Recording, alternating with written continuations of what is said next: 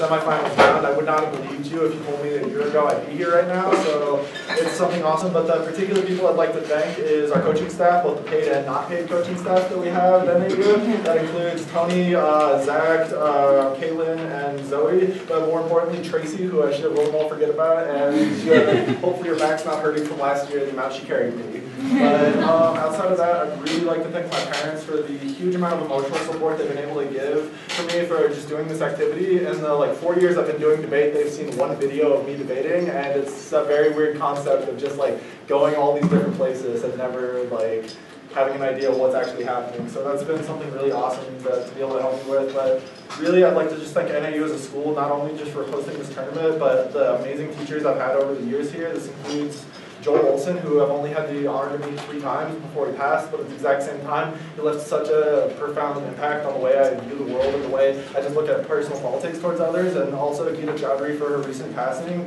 It was something that came really sudden and came pretty early because both Brandon and I took the last few classes with her, and it's something that we need to just look at a very more holistic approach to how we approach these. I'm sure there's a lot more, but hopefully I'll get the finals.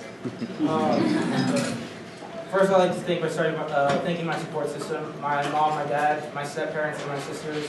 As kind of Nick points out, my story is a little different. My mom judged all middle school and high school, so I could be here at this moment. She obviously didn't watch me grow, but I'm here. Hi, Mom. After that, I would really like to thank the team, Dana. The copies were all Dana, so that's always great. We'd like to thank our coaches, Caitlin, Zach, Tracy, and Antonio. Thank you for kicking our ass for the last couple of weeks on this file. It's obviously paid off. And more than that, y'all are just great people. I wouldn't want to have spent my last 4 years with anybody else or under any other coaching staff. The community, y'all are great. SAU, Concordia, UNR, Oregon, William Jewell, The Burn, Whitman, UOP, Beach, Utah, Puget Sound, Western Washington, Lewis and Clark. There's 50 schools here. We can't name all of them, but just every single interaction I have with y'all has just been a growing experience. Obviously, thank the administration here at NAU. They heard we could host a national tournament, and some of you may not know this, but our admin pretty much jumped at the opportunity to host. That's all invaluable, and we should really thank them for the amount of work that they went through just for their rooms. Nick, obviously, I have to thank Nick. Our sophomore year, we lost more rounds than anybody in the country. Walked in more rounds and we're told we lost more times. I could not have believed we would be here today under the circumstances, and the amount of work this kid put in is just amazing. Lastly, Nick kind of touched on this. Joel and Gita, they're the reason we're doing this today. Their teaching changed our lives. I hope you guys are looking down on us in the crowd.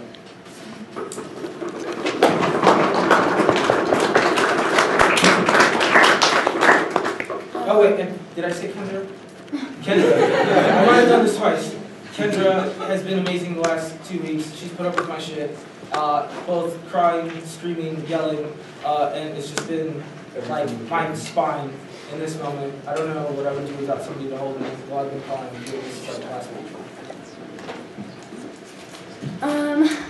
Okay, this is surreal.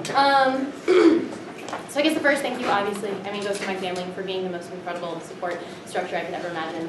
They're going to be at NPTE, which is going to be super adorable, so you should all meet them.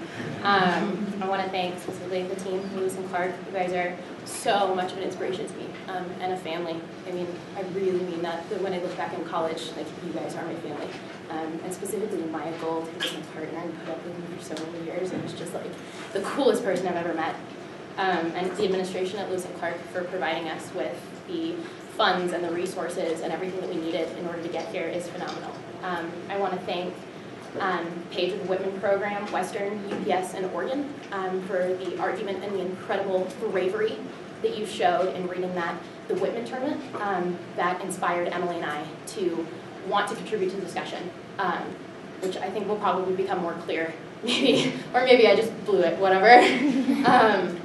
That you inspired me for reading that argument, and I want to be as good as you in terms of being that brave. And so I thank you so much for that. I want to thank the coaches, Simone, who's not here, but is, the coolest lady in the world. Who's needing a female role model. She's awesome. You know, when you feel insecure about the way that you look or the way that you debate or whatever, she just walks in with like a giant burger and is like, yeah, like whatever, like you're awesome. And she just, I mean, she just makes you feel good. And I wish that she could be here. To Joe Gant, our director, words don't, I mean, you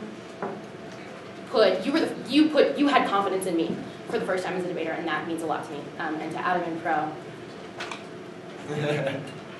I mean, yeah, I would be more eloquent than this. Adam and Pro, you guys are everything, and so thank you. Thank you for sitting down and writing this argument with us. Thank you for having a conversation with us, for supporting us through everything, for being there. I have no words for that. And then to Emily, who's one of my best friends in the whole world, and my sister, and there's no one who understands me in the same way, and I'm so glad that we got to do this together, and specifically this argument together, and this last year. And to you guys, you know. Thank you for the awesomeness we've had this year. I'm big sorry.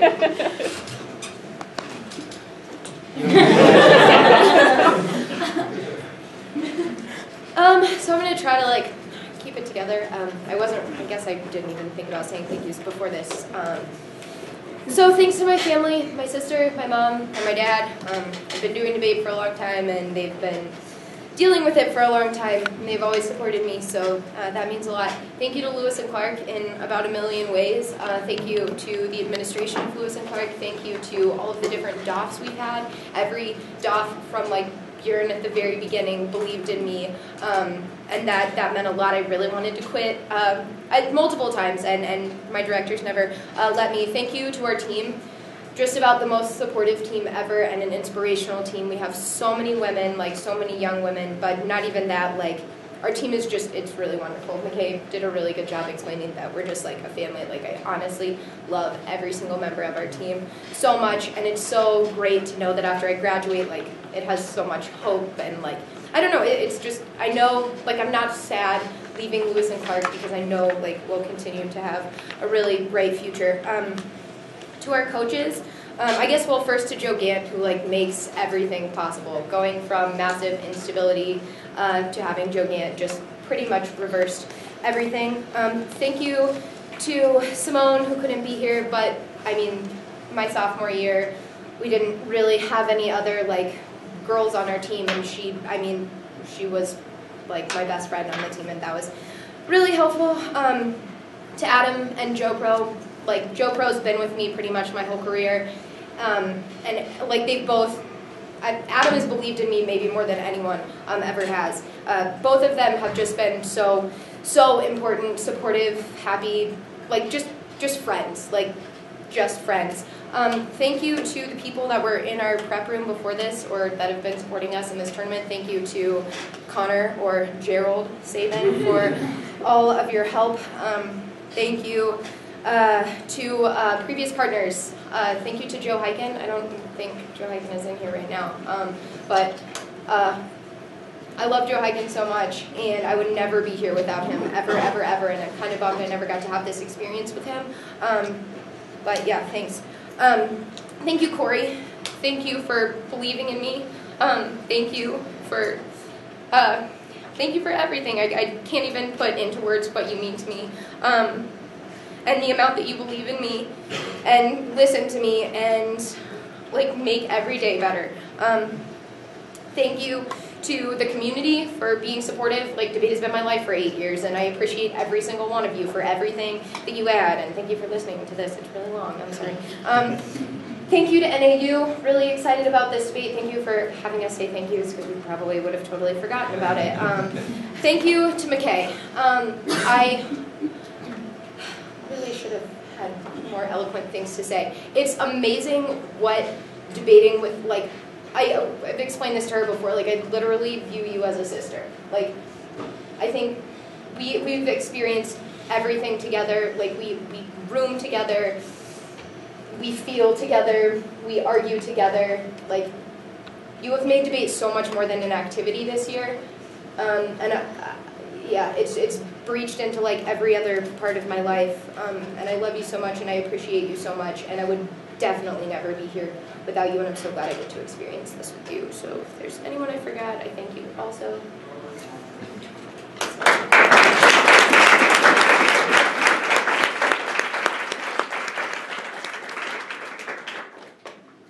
Is someone mind closing the door in the back?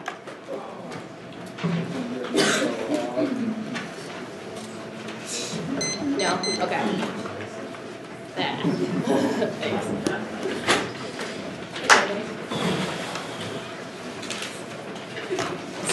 Ganders out there.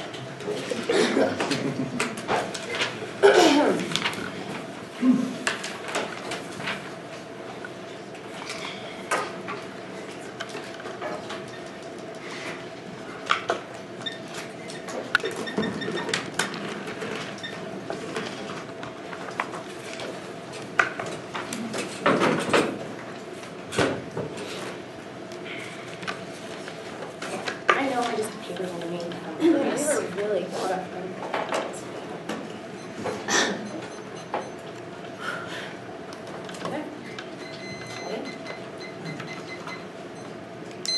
It is a fact that the resolution is the United States federal government significantly increase its provided provision of disease monitoring and treatment to South Sudan. It is a fact that women will get an average of 0.2 speaker points less than their male counterparts. It is a fact that only 2 female teams broke at this tournament and less than 50% of partnerships that broke even had a female competitor. It is a fact that the number of female directors of forensics is less than 1/5. It is a fact that the number of female teams to win the NPTE is 0. It is a fact that gender inequity needs to be discussed in this debate space. It is our opinion that this is a systemic problem seen at all schools, all tournaments, and on all teams. Thus, the criticism. Pussy makes the rules. I'm a super bitch. You say, I'll fuck this shit. Oh, whoa. I'm a super bitch. I fuck it up. I do this shit. You say that I'm a slut. It ain't your business who I'm fucking with.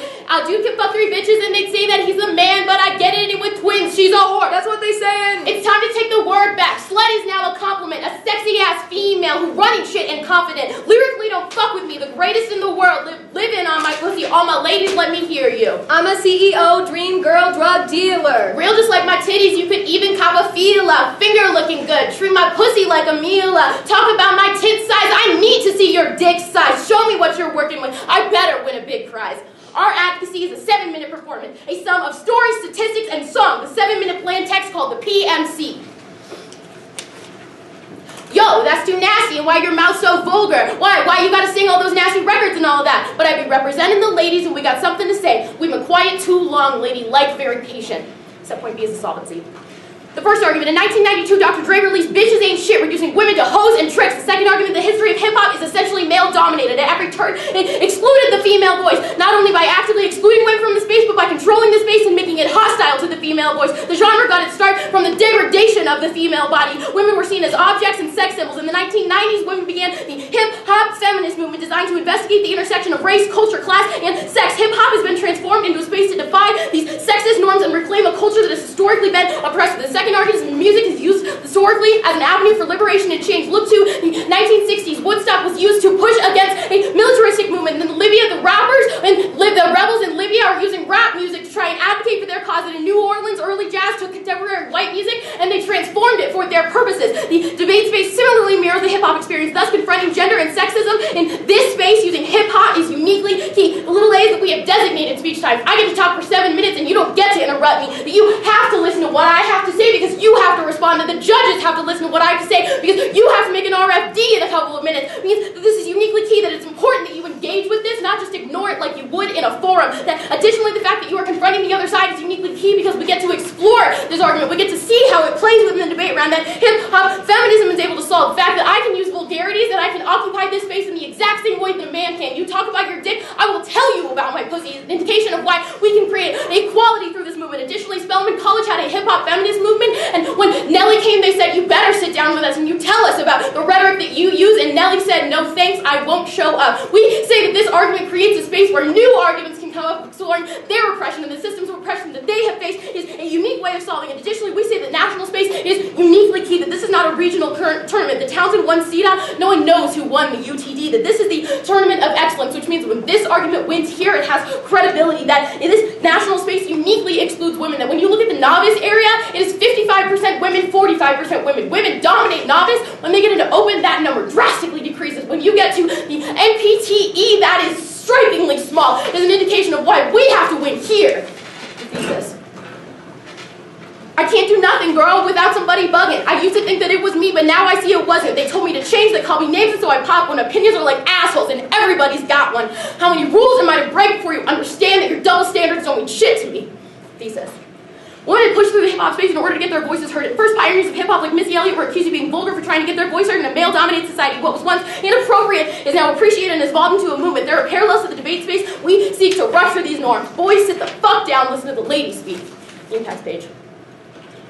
The first impact is women-on-women hatred, that we constantly fear that there are so few of us, we are constantly competing with each other in order to be the best biddy. We all fight against each other in order to be the alpha female. That means that we use gossip or rumors or glaring at each other when we're in the hallways. We use slut-shaming in order to be the alpha female. We say that this is always going to be the indication of you're the best girl, that you compete against only the other women to be the best debater. You are never called the best debater. It's an indication of how we constantly compete each other. That what I wear or who I slept with is an indication of my value in this community. Is a unique problem. The fact that female judges are responsible for the biggest speaker point differential between male and female competitors is an indication that women are a part of the problem. We say that this always makes sexism malevolent and pushes women out of the community because we can't be competitive here. The fact that there are no coalitions because we are fighting against each other. There is no leadership because women don't get to succeed in this space. They don't become coaches. They don't become DOS. Is a reason why there are never female role models that we get to look up to. The second impact is masking.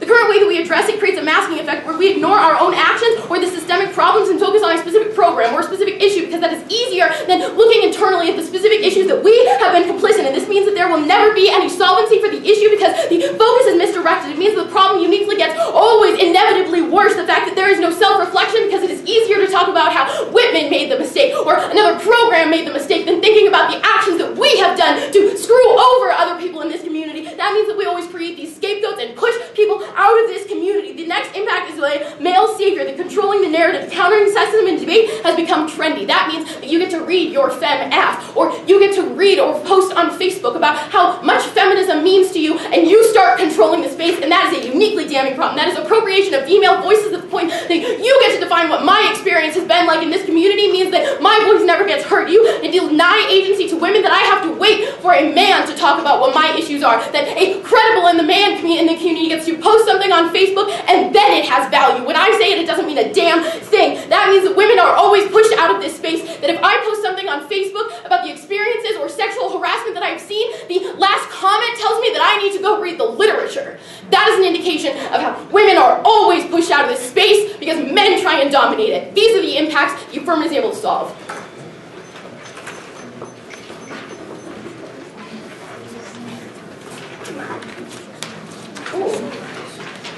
Alright. So, surprise, surprise, the criticism on top. We have a few carbon copies. I'm sorry, really sorry about that. Second time I've done this now. Oh, no. Everyone okay? Sorry about that. Let me have it. Should I just, do you have a copy? Yeah, I got one. Can we have one as well? Yep, I'll hand it to you as soon as I read it. As well? Does every other critic? I don't care. I'm just saying, no thank you. Okay. If you need it, I'll keep it in my hat. Thank you. I'm sure everyone has the text.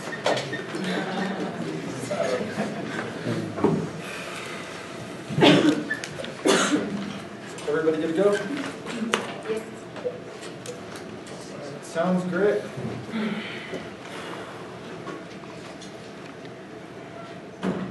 First off is give me some counter framework. The interpretation is the role of the ballot to affirm the team that best uses debate space to abolish whiteness. I'll repeat. The interpretation is the role of the ballot to affirm the team that best uses debate space to abolish whiteness. The first argument is we will fight whiteness now. Subpoint A. Whiteness is a system of power that determines life chances through the racial distribution of material benefit. Debaters participate in racial categorization by using performances that are coded as normal, acceptable, and preferable and respected within the community. This positions debaters who criticize the system as project debaters or radical, as if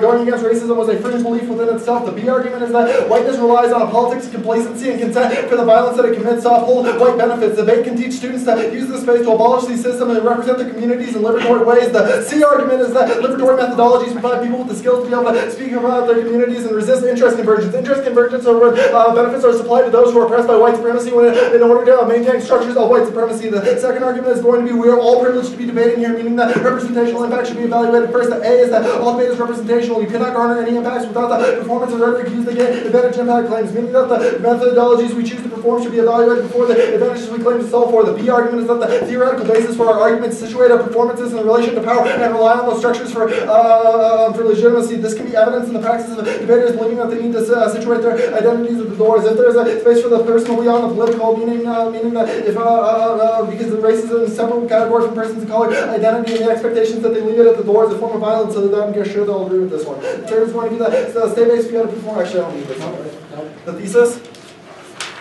First argument is that this debate community is an institution filled with whiteness. Our only goal should be to abolish white debate. The A sub-point under this is that white debate structurally depoliticizes racial oppression and affirms the notion that racism is not a structural issue. All NPTE classifications of what will not be tolerated include a person's color categorized with but separate from race. This limits the discussion of how to use racism because it assumes that the color is an inherent part of the person's identity, and this is a reductionist approach that limits the ways in which we can use our social location as a source of personal privilege. The B argument is that the logic of disassociation of racial construction constructs the way in which we debate through white participation. White debate makes problem solving into a game of conformity, forcing participants in the same structures that cause individual oppression. The C argument is that the community has only gotten better at discussing the symptoms of a problem. The commitment to discussion of the solutions and structural problems has become nothing more than a discussion without actually seeking to end their production. The second argument is that whiteness in debate has transformed NPTE into a geography which has mapped its reasoning through white privilege. Subpoint A.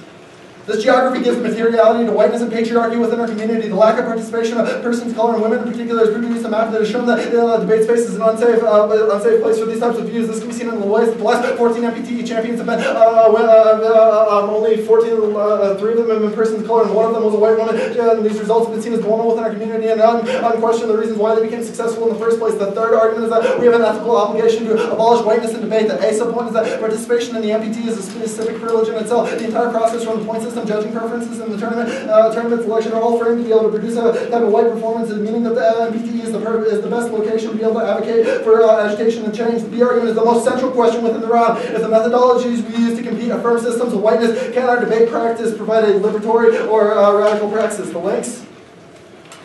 The first link is that the affirmative racializes the explanation of hip-hop, which ignores the violence that hip-hop has been framed as. This can be recreates the type of narrative that black men are the violent in the ways that they throw out white women. This justifies the type of lynching of black men because the ways in which they need to protect black women from the black man and this type of mentality. This can be seen in the ways in which they frame it in terms of they only blaming this on the Dr. Dre as opposed to other systems. They create this discrimination. The second argument is that the affirmative is the discussion of hip-hop is an indict of black men. The A under this is that they reconstruct the logic that white people do not actually contribute to the problem and allows for the violence and co-optation of white people to make the machine more invisible. This creates a type of microaggressions because basically what can happen is that white producers can produce this type of music and say that's the idea and basically separate people from their type of communities as opposed to actually necessarily saying that people are directly responsible for the representations and how they represent their own individual community. The impacts?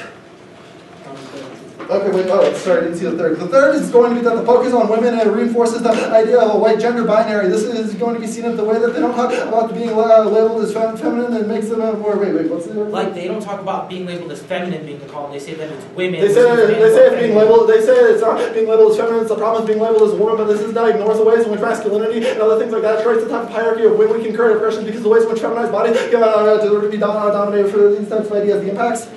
Our impact is that of whiteism. Whiteism is the cause of racism within the system of power known as the NPTE, backed by the historical centerings of whiteness. During the times of segregation, bathrooms did not read racist only, but read whites only, meaning that we must seek to abolish whiteness. Our first argument is that whiteness in debate produces microaggressions against minorities that makes them feel unwanted and actively pushed out. The white commitment to the dissociation of identity forces minorities to pick between their own community and being successful in this one. This is how our colonizers produce interest convergence. Our second argument is that silence and spectatorship are also forms of microaggression. This can be seen in the study of University of New Mexico us when Chicano students racist comment was made in the classroom that these students found it equally as racist. The reaction was equally as racist as the actual comment itself, meaning that silence prevents liberation and forces debate, because it forces minorities to identify the relationship within the white world and trains them to pass within the white world.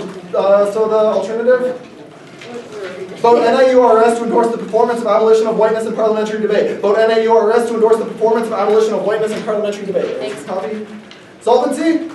First is abolitionist performance is to destroy white supremacy by indicting in the public space to problematize the inherent privileges associated with the white identity. The A subpoint is that you're either with us or against us. Abolitionism creates a binary in which you are actively resistant and intent on destroying white supremacy or you're complicit within the system. This makes debaters more accountable for the narratives that they present because the arguments can no longer just be waved away as simply playing a game. The second argument is that we are the politics of agitation. Our performance exposes how NPTE practices uphold whiteness. The A subpoint is that we disrupt the narrative that whiteness is a neutral term and implicated in the power structures and performances we participate in. The best way to eliminate structural racism is to force people to actually pick sides. Those who are willing to participate within white supremacy, those who are actively seeking to destroy. The example of this can be Stephen Foster, who during times of slavery would go into churches and demand that preachers advocate for anti-slavery. He was forcibly beaten and removed for his demands on this. So we too demand their support for the new abolitionist movement within this political space, meaning that voting for NAURS is that confrontation with white supremacy. The C argument is that even if our agitation demands the impossible, the politics of abolitionism creates new possibilities by advocating for the destruction of oppressive systems. Our third argument is that our agitation is a break from the community's discussion of race. The A subpoint is that framing racist experience of the individual harassment or skin color or gender ignores the systematic involvement within the problem. Abolitionism is the method to be able to solve these issues in our community by targeting whiteness as a system of privileges that justifies structural racism. This promotes self-reflexivity in the personal politics and encourages individual political agency. One mutual exclusivity argument.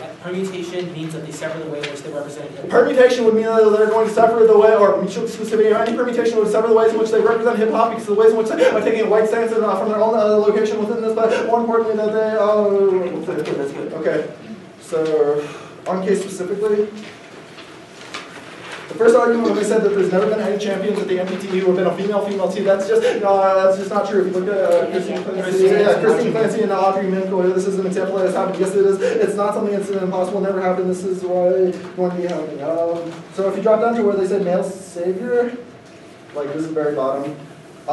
This ignores the type of political identification in terms of the ways in which it is not a male-female binary within this, but the masculine-feminine types of ideologies, which this allows for a better type of ground of the interactions that actually happen within these types of argumentations, as opposed to necessarily thinking that there is a one way of this problem happening. What else do you know, case? For all these reasons, I urge a negative ballot.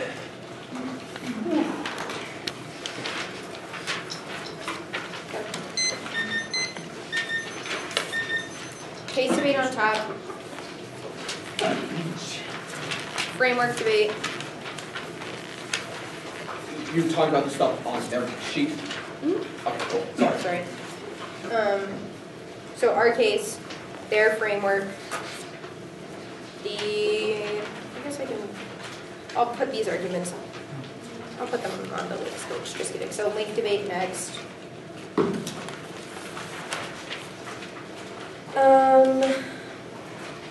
Guess the impact debate after that, and the alternative debate on the bottom. Can I get that one more time, please? You can indeed. The case debate, the framework debate, the link debate, the impact debate, the alternative debate. Thank you very much. Yep.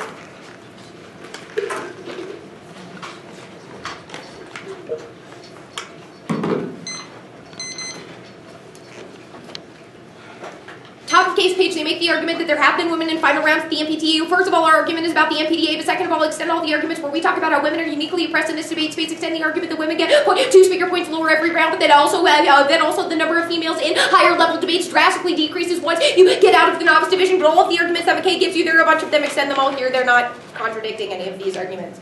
Impact page. They say that we ignore political identity. They're not acknowledging any of the fact that we break down and critique patriarchy. Means that when we critique the ideas of patriarchy, we probably critique the ideas of masculinity, or in our key to breaking this down, we'll make the argument that breaking down patriarchy also breaks down instances of whiteness, which means we have the ability to solve this, but also we don't make people self-identify or make any arguments about what is or is not masculine or feminine. The point is to break down patriarchy. Framework debate. The first argument is we meet their framework interpretation. We think that we probably do a really good job of abolishing whiteness. I'll make those arguments on the link turn debate on the links page, but we think that we have the ability to solve this much better than they can. In fact, the next argument is the counter interpretation. We say the role of the ballot is best serves to abolish oppression and debate. The role of the ballot is best serves to abolish oppression and debate. We think that we meet our counter interpretation because we abolish it way better than you do. We think your interpretation is actually pretty bad. And linked to our criticism, we say that when you make the number one goal to abolish whiteness, women just get pushed to the periphery. You say our argument is not good enough because we don't come from a place where we can abolish whiteness. Therefore, we think that this actually increases the amount of oppression and debate, which probably means you don't have the ability to solve the next argument I want is there's no one locus of whiteness or struggle against it. You make essentializing claims of people of color as a monolith against it, which denies the difference that informs the lived experience of a ton of people. And there are certain out groups to this. We say the Asians and natives are two particular groups. They don't identify with the oppression and whiteness, but they have a struggle for survival. It's not about identity politics for them. The second argument is that this kind of oppression occurs to not white bodies, not informed by whiteness. The ethnic conflict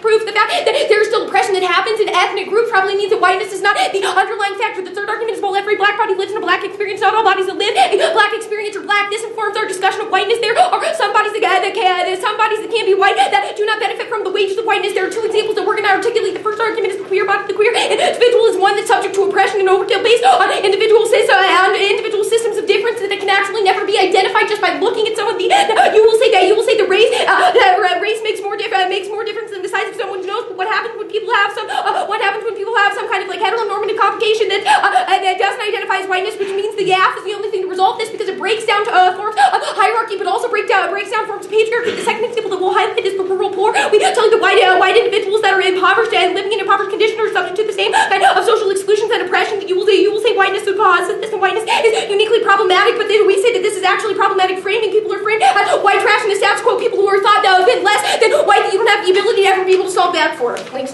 what's up? How are smallpox blankets not an act of whiteness? How are what? Smallpox blankets against the indigenous people that you say don't identify with the struggle of whiteness. That's not our argument. Our argument is that not everyone who is perhaps a person of color identifies with what is white or what is a black body. That is our argument. Link to me. The first argument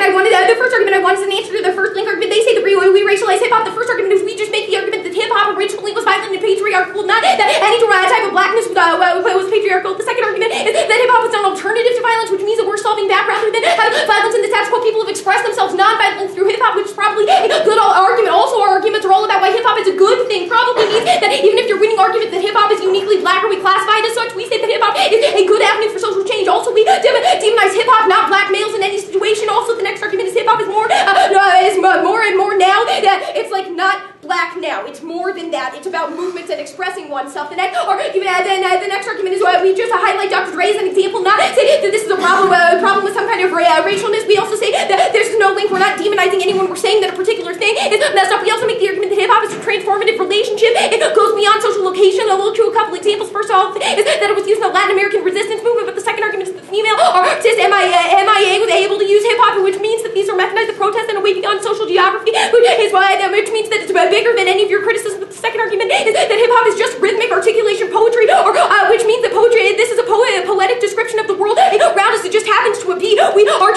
just sampling these arguments and describing the world around us in form of hip hop. You say the white people aren't contributing to the oppression at all. We highlight the issue within the debate structure. Our critique is what's happening in the debate structure. We don't say that is black bodies or white bodies. We say that it exists around us. Probably our first impact is the unique reason why we say that we as women in this space have probably also contributed to it. We say this has the ability to solve your link argument because that's not our only claim, but also extend all the arguments about how this oppression you're talking about is happening in the status quo. We're the only way to resolve this. You say that we focus on white women, which is a gender binary. This we don't set a label. We just say that we're solving patriarchy and masculinity that exists in the status quo, but also that we probably have the ability to break down future binaries. The first argument I want is a link turn that we challenge systemic oppression that aids in deconstructing whiteness with spotlight and interrogate oppression. The next argument is link turn RF and OF opens up unique space to interrogate whiteness. The next argument is hip hop as a method allows individuals to speak about oppression. This impact how it impacts their personal lives and their lived experiences. The next argument is a link to the critical rupture of power hierarchy. The status quo is essential to act, and the power dynamics exist outside the dominant paradigm, which means the only way to impacts affect an individual's daily life. The only way to to have proximal impacts. The next argument is all the ways our argument is surprising and shocking. It's a way that we are so entrenched in patriarchy and whiteness right now means we're the only way to break this dominant paradigm. The next argument is linked to the women's rights and racial struggle of Go Best. And there are a couple of really important authors that actually talk about how these go hand in hand. And the first is Audre Lorde, the second one is Val Hooks. We also tell you the feminine and racial struggle. They both write about how feminine and racial struggle should go hand in hand. Joan Morgan, who's the person that actually coined the term hip-hop feminism, said that you should address two in the same way, because if you try to approach them separately, that doesn't have the ability to solve. Angela Davis said that without intersectionality, they're just all crabs in a bucket trying to fight over whose oppression is worse than other people's oppression. Also, without hip-hop, what do we have? We can't use the debate space. We can't use hip-hop. What do you want us to do? The next argument is to protect whiteness. To protect whiteness, that you must include feminism. Otherwise, we're just patriarchy without whiteness. Probably means we solve all of your impacts. Alternative debate. Pass the plan. Vote AF. Okay, vote AF. And endorse the performance of the abolition of whiteness in parliamentary debate. Vote AF for our movement or whatever, to endorse the performance of abolition of whiteness in parliamentary debate. That means we solve all of our link turns. We don't sever out of anything because you still endorse the ethic of the 1AC. The next argument is the perm has the ability to solve because the politics of confrontation means you can do both form of agitation, which means they're not mutually exclusive, because all of our argument is a form of agitation, which means we don't sever out of anything. The second argument is a double bending through your alternative, so that it has the ability to overcome the exception of the affirmative, or it's not affirmative, it doesn't have the ability to do anything. The next argument, you will say that this proves any type of whiteness, but our affirmative proves that we're actually engaging with this argument on a different level, and you essentialize us and our politics, which is probably pretty messed up. That's your first alternative solvency argument, that we're either with you or against you. That probably always cripples your movement if you say the women aren't allowed to be with you because we're fighting for something else. Also, we tell you that your argument has historical foundation. We tell you that the Black Panther told women to get out and shut up. And actually, what happened in 1977 was that a woman that was the chair of the Black Panther Party was actually kicked out of power because they wanted to have a male counterpart. It means that unless you address both at the same time, you don't even have the ability to solve the movements that you're uniquely talking about, which is probably a reason that the perm has the ability to solve. Her name was Elaine Brown, if that's at all important. We say that the perm actually has a historical population, but we also say that your alternative is probably pretty bad. We say the term abolitionist dupes project failure because it's so caught up in the movement, which actually is always just claimed by the white body. Look to the fact that like Abraham Lincoln claimed the term abolition because it was just a political process, which probably means you don't have the ability to solve anything, which is always a reason that you reject their alternative in totality. Okay. The order will be the case on top, framework, links to permutation, our these affirmative acts.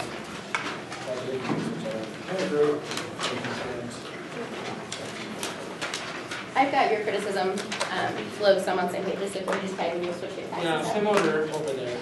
So I'm going to go in order. Huh? I'm going to go in order. Okay. So you're basically just going the exact same order she is, what you're saying? Awesome. Case, framework debate, link debate, the permutations, the solvency proper, our thesis, our investment.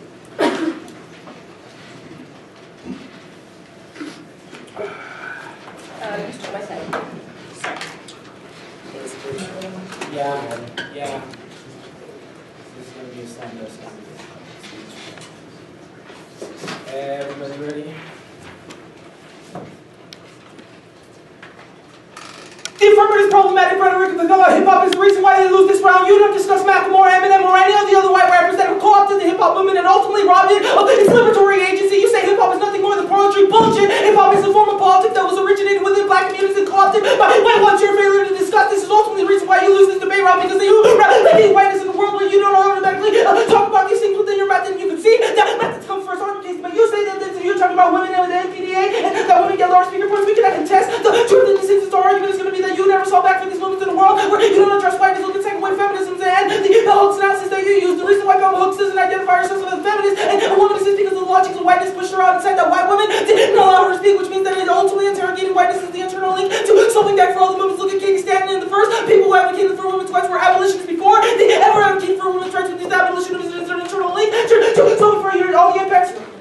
You say you break down patriarchy. This isn't fully regressive. How much do you have to break down patriarchy in order for it to abolish itself? That's why abolitionism is a preferable method, because we don't say we should break it down and deconstruct it, but rather we should get rid of it. Ultimately, we sold back and we internally turn to all of your offense, because you only recreated a world where men can ultimately contemplate the relationship to patriarchy, but are not incentivized to ultimately destroy that system or process. Reason that's why we're at on that debate. Our framework. You say you you abolish whiteness with hip-hop, all your argument is turn you to not abolish whiteness. Your argument's all about deconstruction and reason as to why you would only allow further contemplation of white guilt, which does not incentivize us to develop a method of reform, which we can abolish these things. Your counter-interpretation is you say we should best abolish oppression when they debate that is too broad. Look at the ways in which community forums go down now, bro. We talk about gender for like 30 minutes, then talk about race for 3, and then the conversation goes back to gender. That is the reality of the forum that happened at Lewis and Clark, and it was the constant that people of color kept saying there, which is the reason as to why in this context of this debate community, this debate space, we must centralize the discussion of race. You say that we're linked to the criticism because we push women in the periphery, but our argumentation is that you focus on women, and that is the problem. How do we interpret the oppression that happens to a gay male and the way in which they're labeled as feminine within the structure? And all your arguments are about the ways in which ultimately only women are oppressed. That is not true. It is the logics and the narratives of feminization that are associated with the way with the bodies of women that cause the oppression, not the title of women, which is ultimately why we're a prerequisite to understanding that power structure. The next argument, you say the way we create people color monoliths as Asian and Native Americans. Your answer, my point of information, is the reason as to why we don't understand this. Our argument is, look, Asian Americans, Native Americans, you always have to have it in your name because only white Americans get to call themselves Americans, which is the fucked up part, which is probably a reason even if Asian Americans make more money than black people, they are still marginalized within the same countries of the oppositional to whiteness, which is ultimately the reason why we must destroy that system. The next argument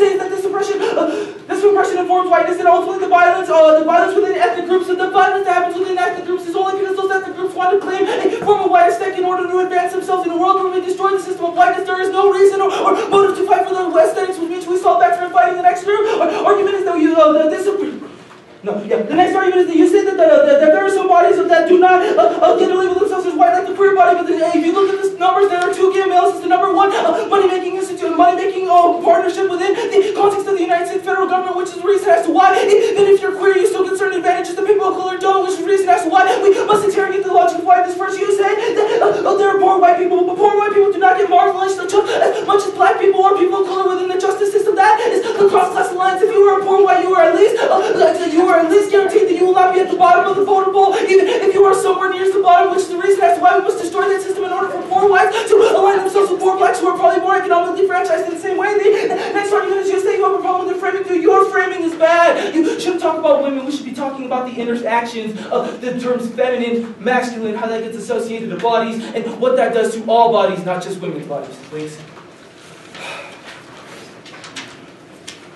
Your arguments on hip-hop are pretty much offensive. You say that you only criticize hip-hop for being a patriarchy, but the way you criticize hip-hop is only through the logic of black males with Dr. Dre or Nelly. You never talk about Macklemore and the fucked up shit he says, Eminem and the fucked up shit he says, and the ways in which they contribute. Your ultimate argument is the absent analysis of full hip-hop. That means that is the racialization that happens because your examples are all predicated against the black body. That is an example of white imagination because when we think of hip-hop, we only think of blackness, which is probably a reason as to why this is problematic in the sense that you say that you demonize hip-hop, but through the black body, which is ultimately the problem because you only talk about the way in which the black body replicates the problem. That is our argument that is the same narrative that was justified to lynch people when they looked at white women because you said that you were dangerous towards white women and ultimately that your actions were the problem. The next argument is you say that hip-hop is just poetry. Bullshit. Hip-hop is a form of politics that was developed by black communities. Your depoliticization of what hip-hop is ultimately problematic because that means that your method cannot be liberatory. If it's just poetry, then what is the advantages of using hip-hop as a method? Think about it. Because you could have just read poetry. It is the politics behind hip-hop that are ultimately liberatory, but you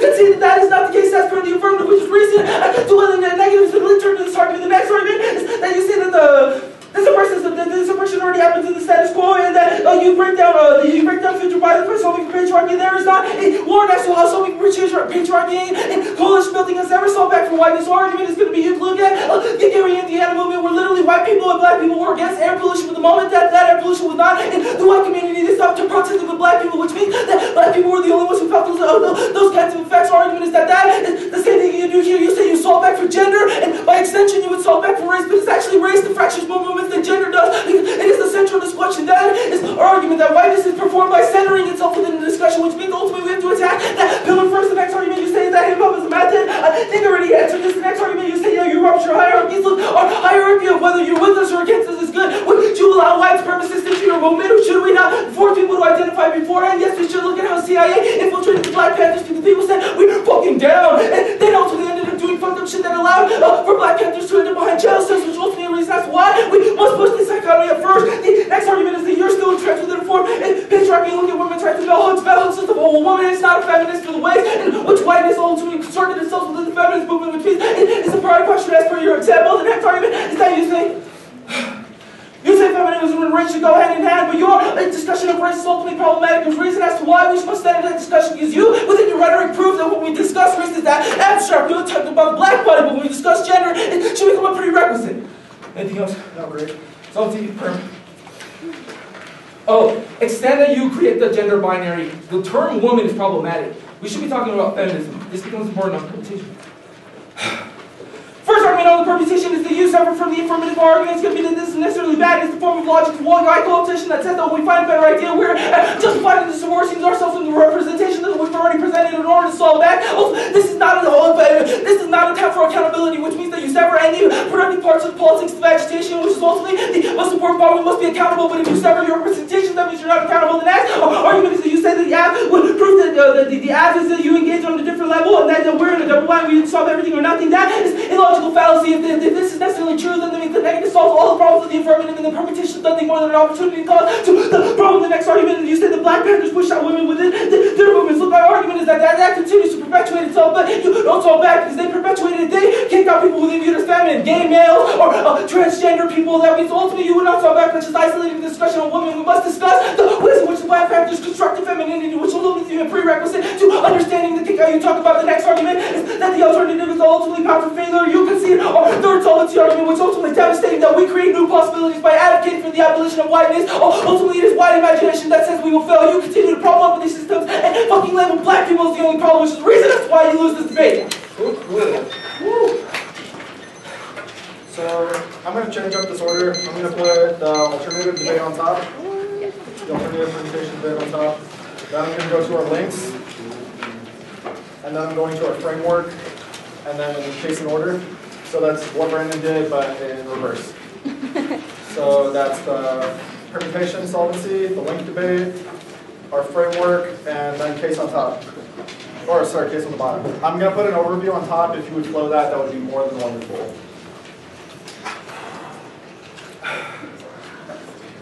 Cool. Is everybody good to go? This round comes down to a question of what competing methods, the reasons and justifications they have for hip-hop are very poor when you're looking at what is actually happening. This is the justifications, and rather than doing any other kinds of poetry, they pick hip-hop and then only highlight the black body as the oppressive force within this. They only highlight the female body as the oppressed within this. You should check your flow hard about where the actual analysis of patriarchy and how this is very intersectional forms of oppression actually are. On the line by line specifically. Any reason that they link would be a reason why you would vote them down on the permutation, because the ways in which they can always incorporate our type of narratives or say they're caring for everybody but allow the interest convergence that Brandon talks about to only perpetuate itself in the future. This means that you'll never be able to have accountability for any type of messages within this, because the ways in which you can always just say it's a more important problem, I'll defer it later because that's a better idea. So they're probably going to be going hard for a lot of the problems that we essentialize the type of movement and that we slow any of these types of movements. But the only way to be able to create attention is knowing who's with you and who's against you. That's pretty coherent out of the negative in terms of we need to know who the white supremacists are so we can kick them out of our fucking group. On the link page, there's a couple damning things that most of the responses just are not responsive. When you only phrase this to Dr. Drake, I dare you, you should look over your flows again and look at all the people that they highlight within the PMC in terms of who created this. They say that it started with Dr. Dre when they said the bitches ain't shit part with this, and this is what's really problematic, is this is the only part that gets highlighted. This is where they say this repression started. This is highlighting the black body and justifying the lynch mob to be able to go after them in the ways in which you don't look at the problem holistically in terms of Eminem says probably way more fucked up shit than that, but never actually is questioned within this. Additionally, when Brandon talks about poetry, this is pretty devastating because you could have just said poetry or music or rhythmics or a lot of other things, but the particular art of hip-hop has connotations within it, especially when you are like the narratives of it being like black males within this. This means that their method is not actually preferable as a form of the microaggressions that we talk about, because you're allowed to pinpoint certain types of groups and say they're the ones that need to get excluded from this. We have lots of reasons why the framing of whiteness is a priority in terms of this. They're going to be going hard for a lot of that. They have the ability to create a transformation, and they're not actually saying that it's good in all instances with this, but this is just simply not responsive to this in ways in which the Gary, Indiana, or other types of warrants in terms of when people stop feeling the direct effects of this and they stop doing this. They don't. Yeah, there is no reason why they don't give justifications for why they're actually a form of hip hop or why they're poetry, not hip hop. So don't let that backfill within the PMR, because this will always allow them to be able to just win the debate because they can't be held responsible. The last turn is pretty damning in terms of it's not a male-female dichotomy within this. It is a gender binary in the way in which it is a progressive social form of this. This is the exact same arguments we're talking about within whiteness in terms of we need to look at the social context and the ways in which that actually happens, because the ways in which society can dictate in and out groups based upon these types of things will always allow for whiteness to be able to subsume this. This is why it's important that we actually look at bell hooks as a womanist as opposed to necessarily thinking she's just a feminist within these types of standpoints, because it's more important to actually deal with these types of interactions than necessarily thinking all intersections are the same. On our framework, they're going to be going hard when we take a monolithic approach to these types of things, but we don't say whiteness is the root of all problem, but what we say is the way that it's a framing mechanism, that it frames the way that we view the rest of our oppressions. This is how we actually look at these problems more holistically as opposed to necessarily saying that it's a one problem, a highlighted problem within this. This is why when we, this is the example, it's going to be pretty damning when you talk about how Asian Americans or other people like that can't actually have this. This is what we're talking about, how white Americans don't ever have to identify themselves as European American or other problems like that, but they can always just say, I'm an American, what are you? Kind of idea. This is always the type of microaggressions that we're talking about, because what ends up happening is people don't have participation within this. No, better argument. Okay, so when we're talking about the rural poor still deal with a lot of the same problems as disenfranchised bodies, meaning that it's a type of lived experience. Dealt with this. What? So what this means is that they're never going to be able to do this. This is how cross alliances have always been able to form and reincorporate their types of narratives. Because what ends up happening is when the problems stop affecting them, or when the other groups are viewed as a threat, they can always combine together within a system of whiteness to be able to put down other groups that are viewed as a threat to them. For the reasons that they're never going to have a durable change within the future, because they're always going to be able to pinpoint it on one other person as opposed to being self-reflexive with the way they're doing their discourse.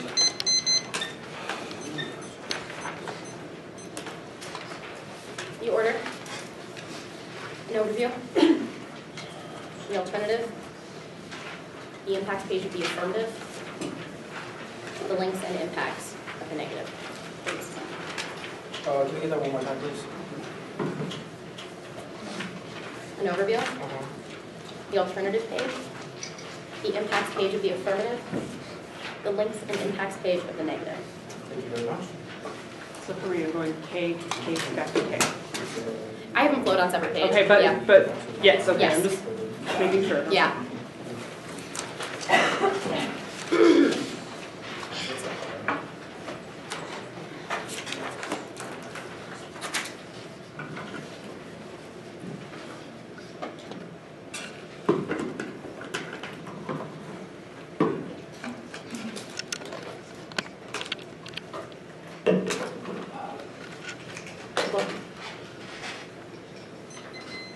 I will not play Oppression Olympics in this debate round. This is not an issue of who is oppressed more or who we deal with first or what oppression is the biggest or the most important. This is about the fact that there is oppression in debate and the permutation is able to address both what the PMC discusses in addition to the oppression that the negative discusses. The permutation is able to solve that by creating an intersectional approach. You'll be voting on the permutation today, on the alternative.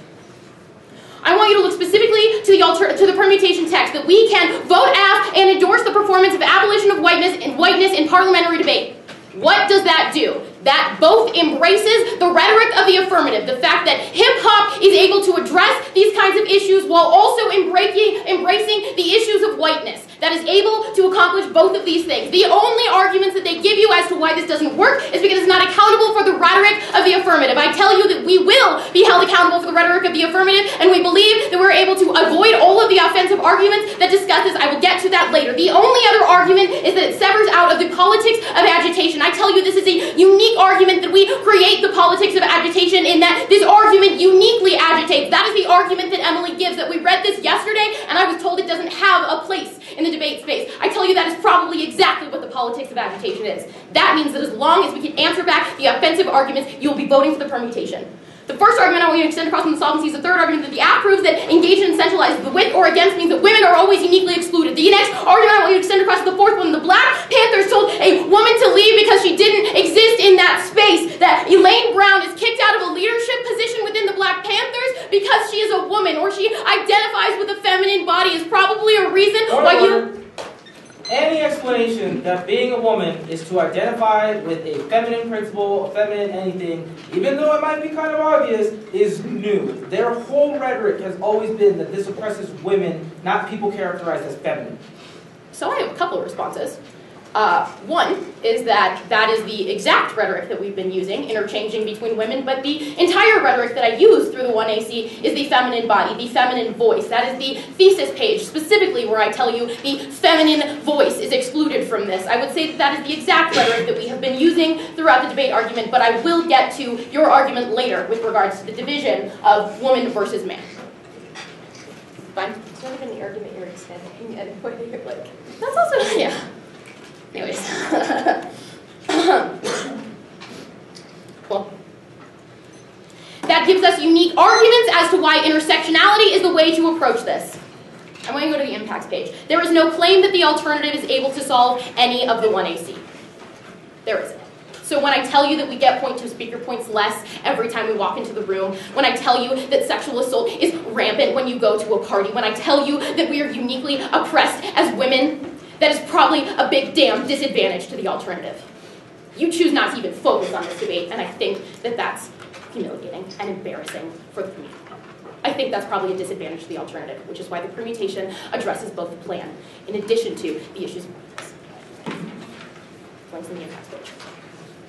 The first argument that I want you to extend across is the no link that the demonizing that hip hop has been used for other programs. The first argument that Emily gives is the fact that Latin America has been using this as protest music. The second argument is that MIA was used in the revolutionary movement in Sri Lanka as a part of the Tamil Tigers. It's an indication of why this is already happening. Why hip hop is not uniquely identified with some specific group, but is the voice of pushing back against your oppressors. That is what hip-hop is used as. That is the argument that we make. The next argument that I want you to extend across is that this is always going to be key to coalitions building. That the idea is that we open up a space by rupturing the dominant paradigm, and that always allows future movements to solve that. An 18-year-old woman who's sitting in this room in her freshman year hears this argument, and she thinks that she gets to talk about these issues when she's a senior because this argument wins. It's an indication that we are able to solve back for the entire harms of the alternative. The next argument I want you to extend across is Emily's 8th argument on the fact that the women said that it has to move hand in hand. These are specific quotes from Audre Lorde and Joan Morgan, who say that we have to address these in the same way. The specific quote that I want to give you is from Bell Hooks. She says, "We need to work out our identities in terms of race, class, and gender to see how our individual relations to each brings us to where we are. Intersectionality is the way to solve back, because otherwise, someone who has a leadership position within the Black Panthers..." Okay, like, I understand that's the ethos of the speech, probably. All I have is women's rights, and Bell Hooks says that we should combine those two. I don't have an explanation that necessarily means that's intersectionality, that by advocating for intersectionality, there's some form of offense. Outside of that, I just kind of have like Bell Hooks issues, we can combine those two. More than anything, I'm trying to say that quote's kind of important to describing what Bell Hooks means. It probably should be read in my group. Yeah, so this is the 6th turn argument that Emily gives you. On the links page, it says that women have to move hand in hand. She quotes Audre Lorde, and then she gives another quote from Joan Morgan that you have to address it in the same way. This is a 3rd quote. I think that is probably rhetorical flourish, which I have the ability to do in the PMR. But I don't necessarily need that argument. I'm just extending one across that goes conceded. Consideration.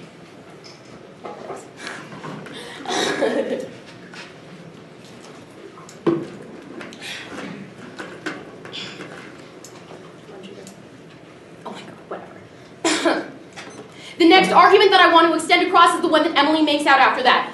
Without hip-hop, what do we have? What does the white woman get to say? We don't get access to the debate space because our opinions aren't important there. We don't get to use hip-hop because that belongs to people of color. So what does the white woman get? I get latte art and Tumblr. That's probably not an indication of how I get any access to solvency. You exclude us out of this. Women don't ever get their voices heard. We always exist at 0.2 speaker points less than you. It's a reason why you have to evaluate this. Look, the permutation addresses the affirmative. We tell you that hip-hop is able to solve back for this. There are no solvency arguments or any indications of why this is a unique problem. What we tell you is that we can address this issue by speaking our narrative. The solvency says this encourages other people to speak up about the oppressions that they have faced. Their argument is that we appropriate this incorrectly. Not only are they losing terminal defense by the fact that other people have been using hip-hop to liberate themselves from their oppressors in every other instance, but that this is uniquely key. This is not an issue of who faces more oppression. This is an issue of the fact that the permutation deals with both of these. You have to vote for the idea